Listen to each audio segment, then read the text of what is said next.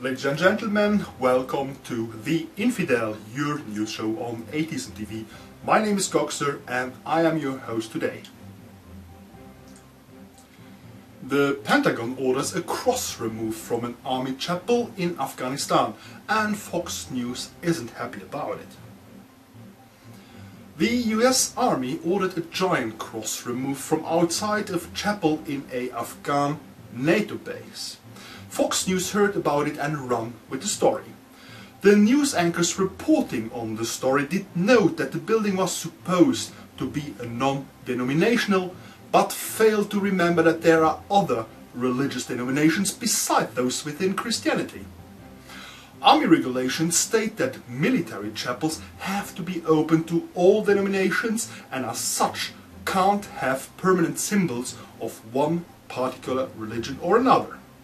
This is intended to allow people of other faiths such as Jews, Muslim, Sikh, Hindu, pagans, Wiccans and even atheists to feel they are welcome in this building. Fox News did mention this regulation but failed to recognize the intentions behind it. It also made no mention in the report of the fact that Afghan law also prohibits this kind of religious display, much less the Constitution of the United States of America. The Fox anchors prefer to see yet another attack against Christianity. A Christian church in Britain tells HIV patients to stop their treatments.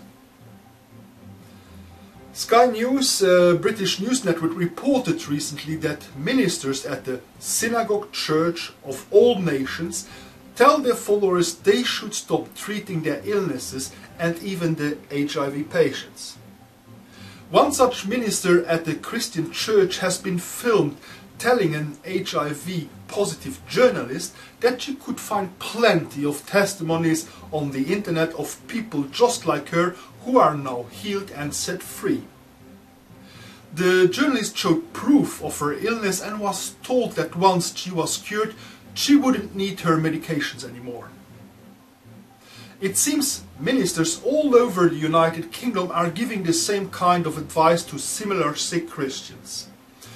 Former Health Secretary Lord Fowler was clearly upset when he heard about this, saying, "It's a bad advice, it's a foolish advice and it's a tragic advice."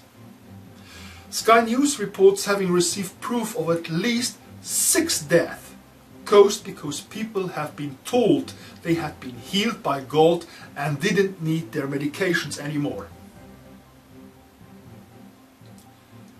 A Canadian provincial Supreme Court judge rules that women's rights are more important than religious rights. A British Columbia admitted that the Canadian law prohibiting polygamy went against the right to freedom of religion, but added that the harm caused to women by polygamy outweighed that right.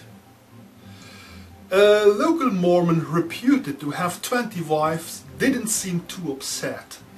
Winston Blackmore said to a Canadian Broadcasting Corporation journalist that he felt it was nothing more than persecution against his faith.